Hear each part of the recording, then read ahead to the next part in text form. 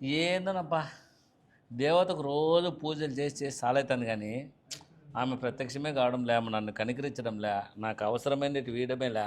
అసలు మంచి ఉద్యోగం లేదు, మంచి సంపాదన లేదు, సొసైటీలో మంచి పొజిషన్ లేదు. ఆ దేవత నన్ను ఎందుకో పక్కన పెట్టేసింది. ఓ, మీలాంటి వాళ్ళకి అందరికీ కనుకరిస్తుందే దేవత. నేను ₹1,00,00,000 పెట్టి వజ్రాల కిరీటం చేయించిన నా లాంటి వాళ్ళకి కనుకరిస్తుంది దేవత.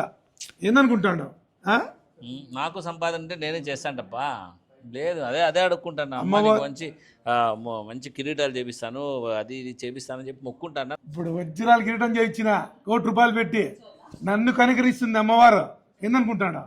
ఏమో లేపో, ఉన్నాను కాబట్టి ఆ వజ్రాల కిరీటాలు అన్నీ ఇస్తావు, మా దగ్గర లేదు, మేమేం చేయాలా? ఏందో అమ్మవారికి నా మీద ప్రేమే లేదు అసలు. ఆ మమ్మల్ని పట్టించుకోవడంలే అసలు. 24 గంటలు అప్పుల పాలైపోయి డబ్బులు లేక తనకలాడుతున్నట్టు వచ్చింది. అమ్మా పాహిమాం పాహిమాం తల్లి, నా దరిద్రం పోగొట్టి నాకు 1,00,000 కోట్లు వచ్చేటట్టు చేసి తల్లి, చేయి తల్లి. అమ్మా, నేను నీకోసం భక్తితో ₹1,00,00,000 పెట్టి వజ్రాల కిరీటం చేయించిన తల్లి. ఇటువంటి భక్తుడు అంటే ఇష్టమా? నేనంటే ఇష్టమా తల్లి నీకు? చెప్పు తల్లి. తల్లి చెప్పమ్మా. నాకు 1,00,000 కోట్లు ఇస్తే నేను 2 కోట్లు పెట్టి చేశాను తల్లి. నన్ను కరుణించు తల్లి.